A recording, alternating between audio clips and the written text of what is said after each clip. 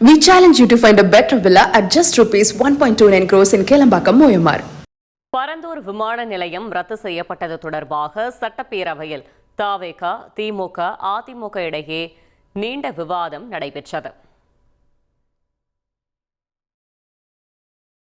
பரந்தூர் விமான நிலைய திட்டம் ரத்து செய்யப்பட்ட விவகாரத்தில் ஜி2 மாப்பிள்ளைக்காக திமுகவினர் துடிப்பதாக அமைச்சர் நிர்மல்குமார் கூறினார். பெரும்பாலும் நீர்நிலைகள், விவசாய நிலங்கள், 3 போகம் விளையக்கூடிய நிலங்கள். இதில் இப்ப அதிகமாக கவலைப்பட்டு இங்க கதறுபவர்கள் அனைவரும் பாத்தீங்கன்னா ஒண்ணு ஜி2 மாப்பிள்ளைக்காக இருக்கட்டும், இல்லைன்னா அதுல கருப்பு பணத்தை கொண்டு போய் முதலீடு செய்தவர்களா இருக்கட்டும், வேற யாருக்காகவும் இருக்காது. கண்டிப்பாக விவசாயிகளை மட்டும்தான் கணக்கில் வைத்துக் கொண்டு இது செய்யப்பட்டிருக்கிறது, வேற யாருக்காகவும் இல்லை. அமைச்சரின் பேச்சுக்கு எதிர்ப்பு தெரிவித்த திமுக முன்னாள் அமைச்சர் தங்கம் தென்னரசு, எந்த லாட்டரி மருமகனுக்காக திட்டத்தை வேறு இடத்திற்கு மாற்றுகிறீர்கள் என்று பதிலடி கொடுத்ததால் அவையில் சலசலப்பு ஏற்பட்டது. இந்த அளவிலே தன்னுடைய பதிலை, விவாதத்தை கொண்டு போக விரும்புவார் என்றால் I can also pay you in the same currency. ஜி2 மாப்பிள்ளை என்று நீங்கள் சொல்வீர்கள் என்று சொன்னால் வேறு எந்த லாட்டரி மருமகனுக்காக புது விமான நிலையத்தை நீங்கள் கொண்டு போவீர்கள் என்று நான் கேட்க முடியுமா? நான் கேட்கவா? நான் கேட்கிறேன். திமுக ஆட்சியில் புதிய விமான நிலையம் அமைக்க பரந்தூரை தேர்வு செய்ததில் எந்த உள்நோக்கமும் இல்லை என்று முன்னாள் அமைச்சர் தங்கம் தென்னரசு விளக்கம் அளித்தார். யார் எந்த இடத்தில் மிக குறைந்த அளவிலே மக்கள் அதனால் பாதிக்கப்படுவார் என்பதை கணக்கெடுக்கணும். அப்படி எடுக்கிற போதுதான் பரந்தூரை தாம் அந்த இடத்தை தேர்வு செய்ய வேண்டிய நிலை வந்தது. இன்னொன்று காஸ்ட் ஆஃப் லேண்ட், இதெல்லாமே பல காரணங்கள். இவ்வளவும் பண்ணிதான் பரந்தூர் எடுக்கப்பட்டதை தவிர மாண்புமிகு பொதுப்பணித்துறை அமைச்சர் சொன்னதை போல அதில் எந்த விதமான ஒரு உள்நோக்கங்களும் நிச்சயமாக இல்லை என்பது நான் திட்டவட்டமாக தெரியவில்லை. சென்னை இருக்கக்கூடிய எக்ஸிஸ்டிங் விமான நிலையத்தை நீங்க நாங்க பண்றோம்னு சொல்றீங்க. எத்தனை பேர் அங்கே நீங்க எப்படி செகண்ட் ரன்வே அங்கே எப்படி வரும்? இதே ஜியோகிராபிக்கலா, டெமோகிராபிக்கா சென்னையில் இருக்கக்கூடிய எக்ஸிஸ்டிங் ஏர்போர்ட்ல எவ்வளவு பெரிய பிரச்சனை வரும்? எத்தனை பேரை நீங்க மீனம்பாக்கத்துல இருந்து டிஸ்லோகேட் பண்ணுவீங்க?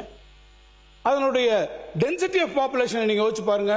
பரந்தூர் விமான நிலையம் அமைப்பதற்கு 90% நிலம் கையகப்படுத்தப்பட்டதாக கூறும் தகவலில் உண்மை இல்லை என்று அமைச்சர் நிர்மல்குமார் கூறினார். இதுல திரும்ப தவறான தகவல் கொடுத்துட்டு இருக்காங்கன்றதான் நம்ம சொன்னது. ஏன்னா 90% இருந்து 95% நம்ம வந்து அக்யூர் பண்ணி முடிச்சிட்டோம், அக்யூசேஷன் முடிச்சிட்டோம், கையகப்படுத்தி முடிச்சிட்டோம்னு சொன்னாங்க. அது கிடையாது. 48% மட்டும்தான் கையகப்படுத்தப்பட்டு உள்ளது. மீதி எல்லாம் வந்து அதுல 1500 ஏக்கர் வந்து நீர்நிலைகளாக இருக்கின்றதா நம்மளுடையது.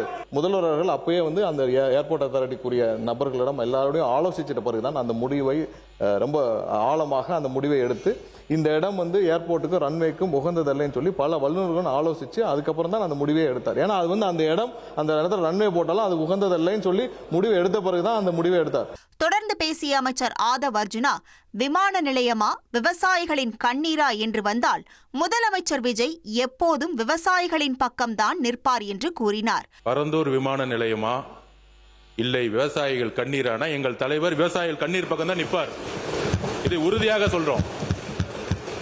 மாண்பு முதலமைச்சர் நேற்றே சொல்லியிருக்காரு, கூடிய விரைவில் விமான நிலையத்துக்கான இடம் கூடிய விரைவில் அறிவிக்கப்படும் சொல்லியிருக்கிறாரு. கிட்டத்தட்ட 2 போகம் அங்க வந்து விவசாய உற்பத்தி பண்ணிட்டு இருக்காங்க. 2 போகம், இத்தனை ஏரி இருக்கு, 381 ஏரிகள் இருக்கு. இதுக்காக விவசாயிகள் பக்கம் நிக்கிறதுக்காக தான் இது கேன்சல் செய்யப்பட்டதை தவிர இதுல எங்களுக்கு எந்த விதமான அரசியல் உள்ளிடும்.